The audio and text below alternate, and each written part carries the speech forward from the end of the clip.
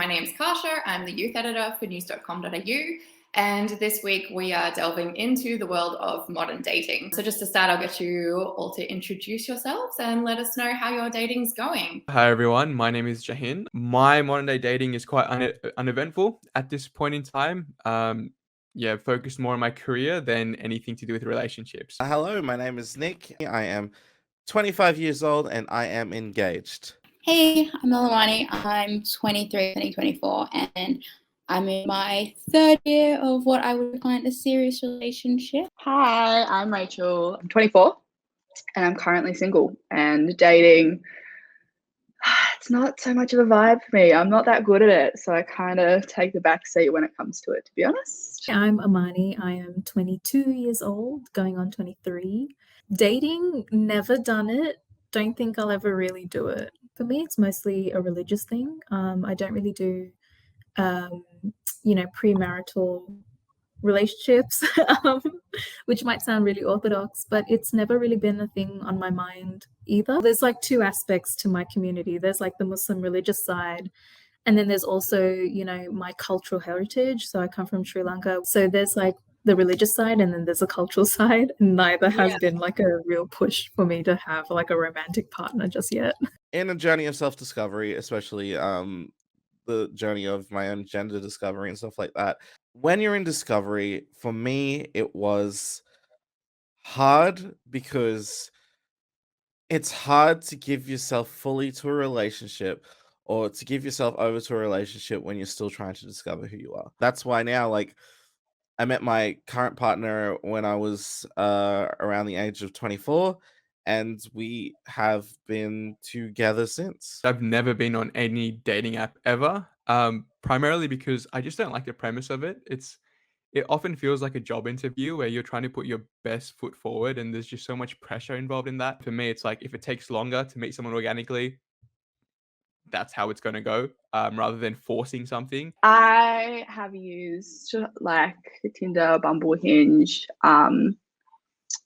for like on and off for quite a time. I've been like single for about 3 years now. It is really hard to meet people organically. Like I love the idea of it and it's exactly, how I would like that to happen. But I think it's really hard, particularly in COVID. And on the other side of that, I've had like situations of sexual assault via dating apps as well. So I've met some not great people, had some pretty bad experiences. So I've had to kind of take the route of learning how to be safe online while dating. Tech facilitated abuse is huge. So if you're online and you want to have a presence that is public, having to, I suppose, de-escalate that to a private presence because somebody has been stalking or intimidating or harassing you is really hard. Primarily back in the day, the way that I would meet people is through like events and stuff like that. I would just check them out on Facebook and make sure they were the type of person that they were like saying they were.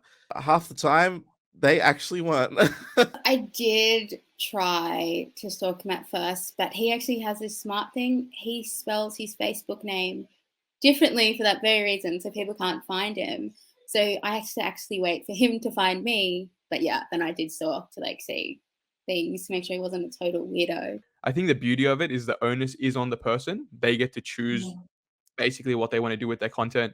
So I guess in that aspect, privacy and stalking can be managed. The onus is on you, but I also think there's just so much contention around the way that we navigate online spaces. I had a situation not long back where it was all about like the Jared Haig's trial, and I like put something up and I had somebody who was like on the flirt just like come back at me being like all of these like horrible things that, rape apologist kind of stuff. Yeah, it was just kind of like, oh, okay, so you don't know me that well. You have an idea of like the person that I am. And then I challenge that idea. It's the slut shaming. It's the fat phobia as well is a huge one. I always get comments on my weight. Groping is still very big as well. Can confirm that that's still something that unfortunately happens. And I think that's probably why like the online world is a little bit more, I suppose, easier. I was always on like the outskirt of that sort of scene. I was never really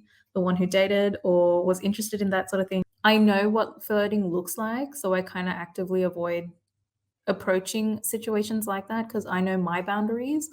And I don't want to mislead anyone into thinking that my boundaries are anything different. When I was younger, it may have been very different and it was very fun. But I think now, having like a lived experience of like DV and sexual assault, I have to be very transparent when I date. Like I need that safety kind of straight off the bat. Like I have to have the talk before things get intimate. Like it's not really the fun games anymore. Like I don't have the ability to play those games. Games do exist. The whole idea of don't text back immediately or, wait it out. Like, I've heard so many conversations with people where they just said, oh, look, I haven't replied back in 5 hours, and they've just replied back in like 10 minutes.